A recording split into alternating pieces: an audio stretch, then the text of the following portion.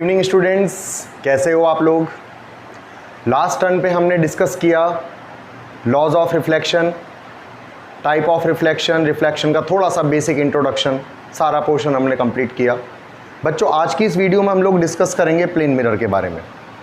देखो, हमारे सीबीएसई के सिलेबस में प्लेन मिरर का कोई बहुत बड़ा डिस्कशन नहीं है। एक छोटा सा टॉपिक दे रखा है प्लेन मिरर और कैरेक्टरिस्टिक्स ऑफ इमेज के बारे में बात की गई है कि प्लेन मिरर से जो इमेज बनती है उसकी कैरेक्टरिस्टिक्स किस तरह से होंगी। तो आज के इस टॉपिक में हम लोग यही डिस्कस करने वाले हैं। बच्चों, सबसे पहले देखो प्लेन मिरर होता क्या है। हमारे पास एक ग्लास की शीट है, एक ग्लास की शीट है। ये ग्लास की शीट वही है जो विंडो वगैरह में तुम लोग देखते हो लगी होती है। और इस ग्लास की शीट में होता क्या है कि जब तुम इसमें से देखते हो तो तुम्हें आर पार दिखाई देता है ना। तुम इससे ट्रांसपेरेंट होती है, इसके दोनों तरफ देख सकते हो। तो ये हमारे पास में ग्लास की शीट है। अब बच्चों, इस ग्लास की शीट में अगर मैं एक तरफ सिल्वर की पॉलिश कर दूं, एक तरफ सिल्वर की पॉलिश कर दूं, तो ये हमने कर दी सिल्वर की पॉलिश, सिल्वर की पॉलिश। और इसके ऊपर मैं कोई पेंट कर दूं, जैसे मान लो जनरली हम लोग देखते हैं कि रेड कलर का एक पेंट इसके ऊपर होता है, तो एक रेड कलर का पेंट मैं इसके ऊपर कर दूं, है ना। तो मैंने क्या किया, एक ग्लास की प्लेट ली और ग्लास की प्लेट पर एक तरफ मैंने सिल्वर कलर की पॉलिश की, सिल्वर की पॉलिश की, और सिल्वर की पॉलिश करने के बाद उसके ऊपर मैंने रेड कलर का पेंट कर दिया। बच्चों, अगर एक सस्ते मिरर की बात करें तो यहाँ पर आप सिल्वर की जगह एल्यूमिनियम का यूज़ भी कर लेते हैं, है ना। तो आपने सिल्वर की एक पॉलिश ली, सिल्वर की पॉलिश कर दी और उसके ऊपर आपने रेड कलर का एक पेंट कर दिया। इस पूरे सिस्टम को हम बोलते हैं प्लेन मिरर। प्लेन मिरर मतलब कि एक glass plate having silver polish on it's one side, है ना, तो उसको हम बोल देते हैं प्लेन मिरर। और ये जो प्लेन मिरर है ये फ्लैट सरफेस होता है। फ्लैट का मतलब प्लेन सरफेस होता है। हम लोग देखिए हमारे घर में जो मिरर यूज़ होता है वो कैसा होता है, प्लेन मिरर होता है ना। तो प्लेन मिरर क्या है, प्लेन मिरर हुआ एक ग्लास की प्लेट पे एक तरफ सिल्वर की पॉलिश कर दो और उसके ऊपर तुम कोई भी अपना रेड कलर का पेंट कर दो, तो ये हमारे पास में एक ग्लास प्लेट बन जाती है, एक मिरर बन जाता है। स्टूडेंट, ये जो प्लेन मिरर है, देखो तुमने ये पॉलिश की क्यों, क्योंकि जो सिल्वर होता है that is the best reflector, that is the best reflector, मतलब मैक्सिमम रेज को रिफ्लेक्ट करा देगा, है ना। सबसे अच्छा रिफ्लेक्टर होता है सिल्वर।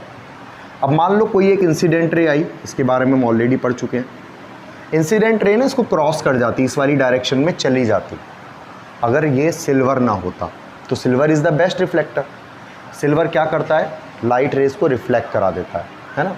तो ये लाइट रेज इस वाली तरह से वापस लौट गई। भाई यहाँ पे तुम एक नॉर्मल बना सकते हो, ये एक नॉर्मल हो गया, राइट। ये एक इंसिडेंट रे हो गई, ऑलरेडी हम लोग डिस्कस कर चुके हैं। ये एक रिफ्लेक्टेड रे हो गई, तो लाइट रे वापस लौट जाती है। एंगल ऑफ इंसिडेंस और एंगल ऑफ रिफ्लेक्शन बराबर होता है, ये हमने सेकंड लॉ ऑफ रिफ्लेक्शन में पढ़ लिया, है ना। तो तुमने रिफ्लेक्टर एक सिल्वर की पॉलिश क्यों की, ताकि यहाँ से लाइट रे वापस लौट सके। तो ये तुम्हारे पास में क्या है, प्लेन मिरर का एक कॉन्सेप्ट है। अब हमारे सिलेबस में है प्लेन मिरर में जो इमेज बनती है। अच्छा, ऑब्जेक्ट और इमेज क्या है। ऑब्जेक्ट वो है जो तुम्हारे रिफ्लेक्टर के सामने रखे जाते हैं। भाई मान लो कि मैं यहाँ पे खड़ा हो जाऊँ तो मेरी एक इमेज बनेगी मिरर के अंदर। मिरर के अंदर मैं दिखाई दूंगा, है ना। तो वो जो मिरर के अंदर दिखता है ना, वो इमेज है और हम क्या है, ऑब्जेक्ट है। तो हमारे सिलेबस में है कि प्लेन मिरर में इमेज फॉर्मेशन जो होता है उसकी कैरेक्टरिस्टिक्स क्या है। स्टूडेंट देखो, कैरेक्टरिस्टिक्स की जब हम बात करते हैं तो अगर मान लीजिए मैं एक प्लेन मिरर लूँ, ये मेरे पास में एक प्लेन मिरर है। प्लेन मिरर को इस तरह से शो कर देते हैं। ये क्या है, पॉलिश कर दी, इधर क्या हो गया, हमारी रिफ्लेक्टिंग साइड हो गई। तो ये क्या है, हमारी कौन साइड है, ये है हमारी रिफ्लेक्टिंग साइड, और ये हमारी कौन सी हुई, पॉलिश्ड साइड, राइट। तो अगर मैं यहाँ पे किसी ऑब्जेक्ट को रखूँ तो मैं देखता हूँ कि ये जो ऑब्जेक्ट है इसकी ऐसी ही इमेज मिरर के पीछे बनती है।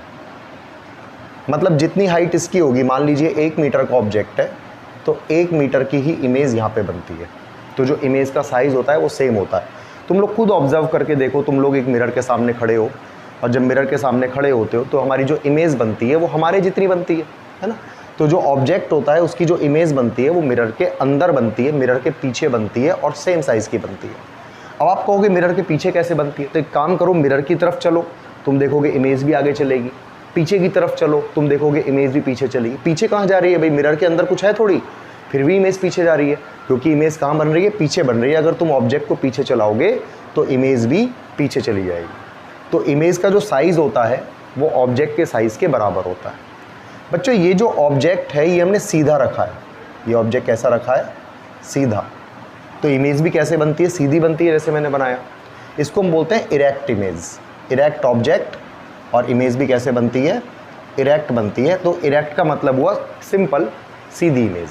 तो इमेज कैसी बनती है, सीधी इमेज बनती है। तो यहाँ लिख देते हैं कुछ पॉइंट, जैसे कि इरेक्ट इमेज बनती है, इरेक्ट का मतलब सीधी इमेज हो गई। जैसे इक्वल साइज़ की इमेज हो गई, है ना, इक्वल साइज़ की इमेज हो गई। क्या लिख रहा हूँ मैं यार, इक्वल साइज़ की इमेज हो गई। और देखो ये जो इमेज होती है ना, वर्चुअल इमेज होती है। ये इमेज कैसी होती है, वर्चुअल इमेज होती है। बच्चों वर्चुअल इमेज कौन सी होती है, ऐसी इमेज जिसको तुम किसी स्क्रीन पे ना बना सको। तो can not be projected on A screen.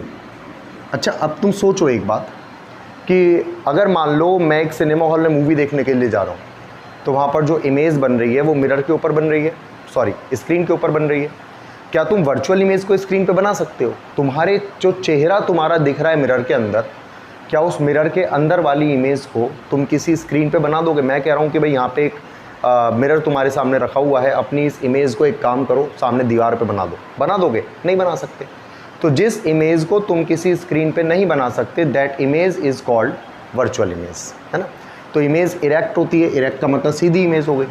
Equal size होती है, दोनों का साइज़ बराबर होता है। वर्चुअल इमेज होती है, वर्चुअल का मतलब हो गया, ऐसे भी कह सकते हो प्रोजेक्ट जो स्क्रीन पे नहीं बनाई जा सकती, या फिर the image which forms behind the mirror, है ना।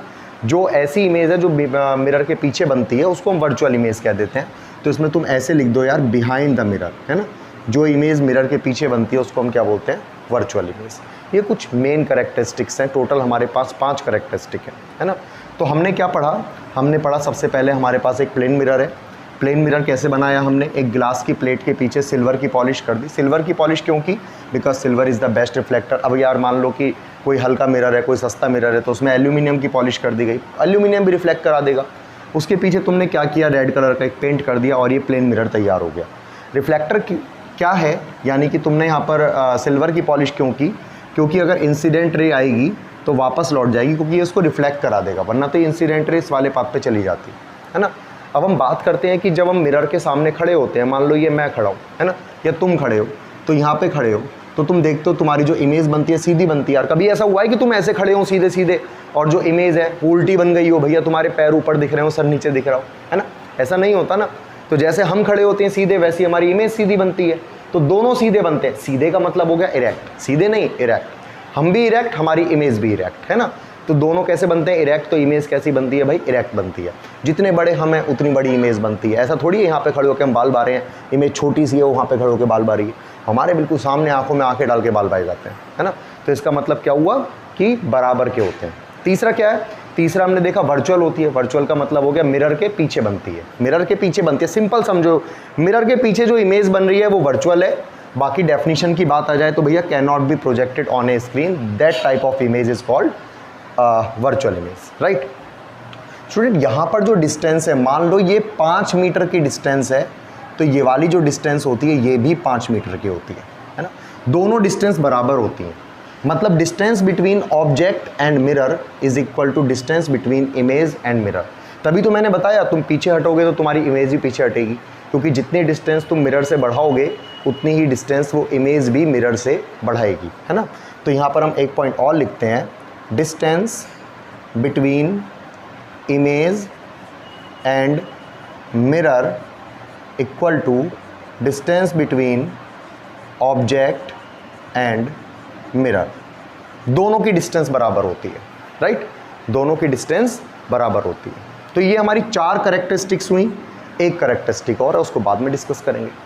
अच्छा, अगर कोई हमसे कहे कि इस बात को प्रूव कर दो, इस बात को प्रूव कर दो कि ये जो सारे के सारे तुमने पॉइंट लिखे बिल्कुल सही है, इस बात को प्रूव कर दो कि इमेज इरेक्ट होती है, इक्वल साइज होती है, वर्चुअल होती है, प्रैक्टिकली नहीं यार, शीशे के सामने खड़े होकर नहीं, अभी बोर्ड पे कॉपी में प्रूव कर दो, है ना। तो देखो इसका एक इमेज फॉर्मेशन देख लेते हैं। मैं इसको मिटा रहा हूँ अभी, है ना, ये तुमने नोट कर ही लिया होगा, इसमें कोई खास बात है भी नहीं नोट करने वाली। मेन तो करेक्टरिस्टिक पढ़नी है, मैंने तुम्हें बताया। देखो मैंने बनाया एक प्लेन मिरर, और मैंने क्या किया, देखो यहाँ पे एक ऑब्जेक्ट को रख दिया, ठीक है, मैंने यहाँ पे एक ऑब्जेक्ट को रख दिया, तो इसको ओ से डिनोट कर दें, ऑब्जेक्ट है।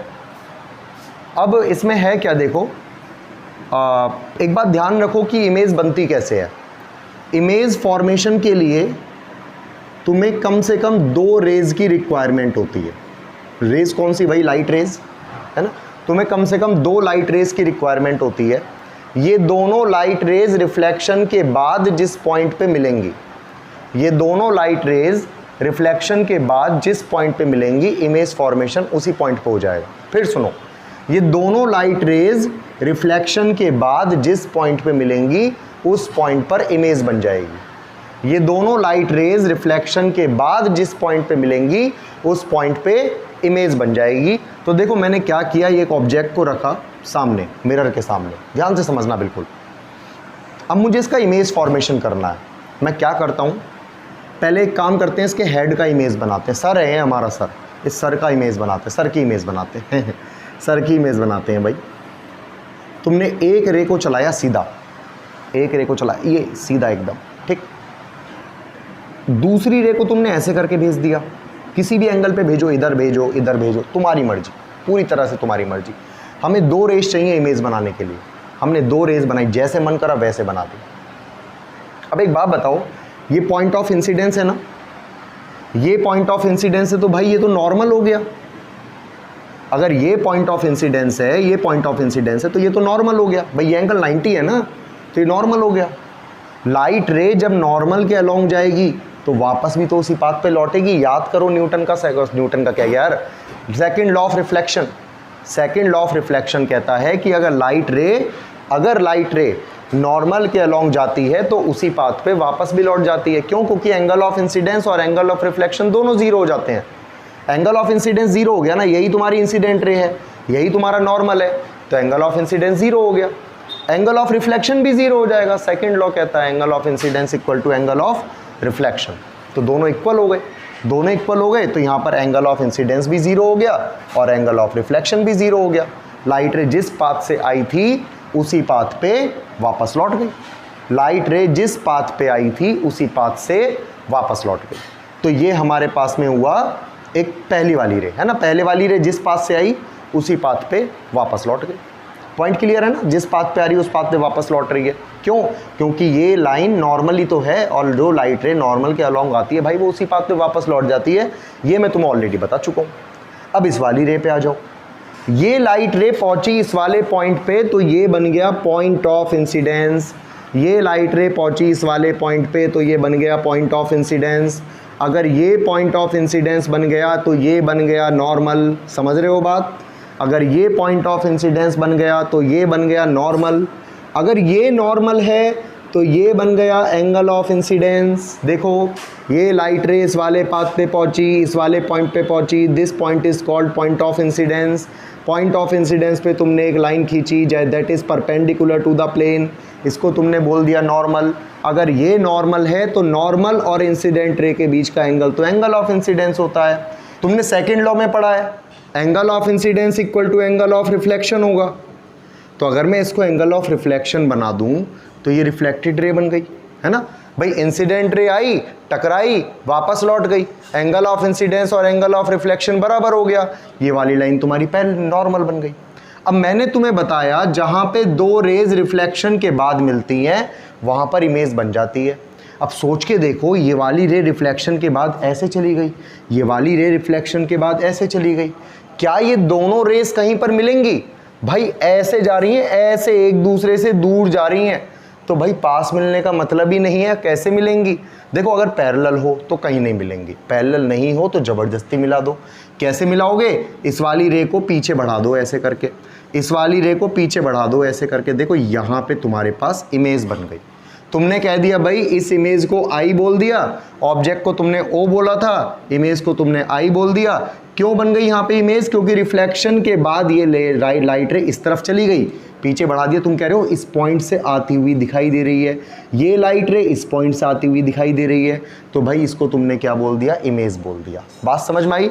ये हेड की इमेज बन गई। ये इमेज किसकी बनी? हेड की इमेज। अब यहां पर आ जाओ, इसके पैरों की बात कर लेते हैं। भाई हेड की बात तो कर ली हमने, देखो सेम प्रोसीजर अपने आप ट्राई करके देख सकते हो, बता रहा हूं। लेकिन मैं यहां से देखो 2 रेज गई, ये वाली रे इसी पाथ पे वापस लौट गई, ये बात तो क्लियर थी तुम्हें ऊपर से ही। यहाँ से एक रे तुमने ऊपर की तरह कैसे भी चलाओ जैसे तुम्हारा मन करे, ये एक incident ray, point of incidence, ये बन गया नॉर्मल, सब कुछ सेम ही तो है। ये हो गया एंगल ऑफ इंसिडेंस, ये हो गया एंगल ऑफ रिफ्लेक्शन। तो लाइट रे एंगल ऑफ इंसिडेंस और एंगल ऑफ रिफ्लेक्शन को बराबर करते हुए वापस लौट गई। सेम डायग्राम जो मैंने यहाँ पर बनाया उसी को मैंने यहाँ पे कॉपी पेस्ट कर दिया, ठीक है। अब देखो फिर से ये लाइट रे इस पाथ पे जा रही है, ये लाइट रे इस पाथ पे जा रही है, कहीं पर मिलेंगी, कहीं पर भी नहीं मिलेंगी। एक काम करो, इसको यहाँ बढ़ाओ, इसको यहाँ बढ़ाओ, ये देखो भाई यहाँ पे जा करके मिल रही हैं। तो एक काम करो, इसको मिला दो आपस में, ये क्या बन गई भाई, इमेज। देखो कितनी बढ़िया इमेज बनी है, ये बन गया ऑब्जेक्ट। क्यों बनी ये इमेज? क्योंकि ये हेड की इमेज, ये टेल की इमेज, दोनों को मिला दो, पूरे ऑब्जेक्ट की इमेज तैयार हो गई। तो ये होता है image formation by plane mirror. इस चैप्टर में बच्चों बहुत सारे हमें इमेज फॉर्मेशन करने हैं। फिलहाल मैंने तुम्हें एक इमेज फॉर्मेशन करके दिखाया, वो भी जो तुम्हारे सिलेबस में ऐसा इंपॉर्टेंस नहीं रखता, बट इससे तुम ये सारे पॉइंट समझ सकते हो। देखो ये इमेज कैसी बनी है, सीधी, सीधी का मतलब इरेक्ट इमेज। ये इमेज और ये ऑब्जेक्ट और ये इमेज बराबर होंगे। क्यों बराबर होंगे? देखो ये 2 लाइन पैरेलल है भाई, ये कॉरस्पॉन्डिंग एंगल हो गए ना, दोनों कॉरस्पॉन्डिंग एंगल हो गए। अच्छा, तो ये 2 लाइन पैरेलल है, जब ये 2 लाइन पैरेलल हैं तो इनके बीच का गैप तो हर जगह सेम होना चाहिए। जब इन दोनों के बीच का हर जगह गैप सेम है तो ऑब्जेक्ट का साइज और इमेज का साइज बराबर हो गया, यानी कि इक्वल साइज हो गया। वर्चुअल की बात कर लो, मैंने बताया बिहाइंड द मिरर, ये बिहाइंड द मिरर बन रही है। बिहाइंड द मिरर होती है तो कैसी होती है, वर्चुअल इमेज होती है। अच्छा, जब तुम इसको बना के देखोगे ना ज्योमेट्रिकली, तो तुम देखोगे ये वाली डिस्टेंस और ये वाली डिस्टेंस बराबर है, ये डिस्टेंस और ये डिस्टेंस बराबर है, मतलब ऑब्जेक्ट और मिरर के बीच की डिस्टेंस, इमेज और मिरर के बीच की डिस्टेंस बराबर होती है, मतलब ये वाला पॉइंट भी क्लियर हो गया। बच्चों एक कैरेक्टरिस्टिक अभी रह गई, और 5th कैरेक्टरिस्टिक होती है हमारी, इमेज इज लेटरली इन्वर्टेड। बच्चों लेटरली इन्वर्टेड इमेज का मतलब होता है साइडवेज इन्वर्जन। देखो इन्वर्टेड इमेज होती है, जैसे सीधी इमेज थी ना वैसे ही उल्टी इमेज। लेकिन अगर मैं कहूँ साइडवेज इन्वर्जन, लेफ्ट वाला राइट में, राइट वाला लेफ्ट में। एक 8th क्लास की बुक में एक डायग्राम बना हुआ था जिसमें एक एम्बुलेंस का सामने, एम्बुलेंस पे लिखी रहती है ना, है ना, तो एम्बुलेंस लिखा हुआ था। तुम देखो एम्बुलेंस हमेशा उल्टा लिखा हुआ रहता है। क्यों लिखा हुआ रहता है? क्योंकि जब आगे गाड़ी जा रही है और गाड़ी के रियर व्यू मिरर में एम्बुलेंस लिखा हुआ दिखता है ना, तो वो सीधा दिखाई देता है। तुम खुद देखो यार, तुम बाल बारे हो खड़े होकर के, तुम अपने सीधे हाथ से बारे हो, जरा देखना एक बार ध्यान से, तुम्हारी जो इमेज बन रही है ना वो अपने उल्टे हाथ से बारी है। अगर सीधे हाथ से बाती ना तो तुम यूं बातें, सामने वाला ऐसे करके बात, है ना, बट ऐसा नहीं होता। तुम्हारा राइट, उसका लेफ्ट, तुम अपना लेफ्ट हैंड रेस करोगे, वो अपना राइट हैंड रेस करेगी। तो यानी कि ऑब्जेक्ट का राइट, इमेज का लेफ्ट, ऑब्जेक्ट का लेफ्ट, इमेज का राइट। अपने पेज पे एक नाम लिखना, पेज पे नाम लिख के मिरर में देखना, तुम देखोगे वो नाम उल्टा दिखाई देगा। इसका मतलब क्या हुआ? इसको बोलते हैं लेटरली इन्वर्टेड इमेज, या इसको बोलते हैं लेटरल इन्वर्जन। तो जो इमेज बनती है वो लेटरली इन्वर्टेड होती है। ये 5 कैरेक्टरिस्टिक्स हुई तुम्हारी, बहुत ही इंपॉर्टेंट है। देखो इसको याद रखो मत रखो, ये तो तुम्हारा इन 5 कैरेक्टरिस्टिक को समझने का एक तरीका है, 5 को नहीं 4 को एग्जैक्टली समझने का तरीका है ना। इसको याद रखो मत रखो, बट ये 5 कैरेक्टरिस्टिक जरूर याद रखना, एग्जाम के लिए बहुत इंपॉर्टेंट है, राइट। बच्चों ये तुम्हारा प्लेन मिरर कंप्लीट हो गया, बस इससे ज़्यादा कुछ भी नहीं है तुम्हारे सिलेबस में। अब बात आएगी हमारी स्फेरिकल मिरर की। इतना पोर्शन कंप्लीट करो, ये बात पक्की है कि ये चैप्टर में बहुत मजा आने वाला है। तुम्हारा रिफ्लेक्शन रिफ्रैक्शन का चैप्टर फिजिक्स का सबसे मजेदार चैप्टर है। अगर कॉन्सेप्ट क्लियर हो जाए तो बहुत मजेदार है, और वरना बहुत बेकार है, समझ में ही नहीं आता, है ना। तो नेक्स्ट हम लोग वीडियो अपलोड करेंगे किसकी, स्फेरिकल मिरर स्टार्ट करेंगे। अभी तक के लिए तुम इतना पोर्शन अपना कंप्लीट करो।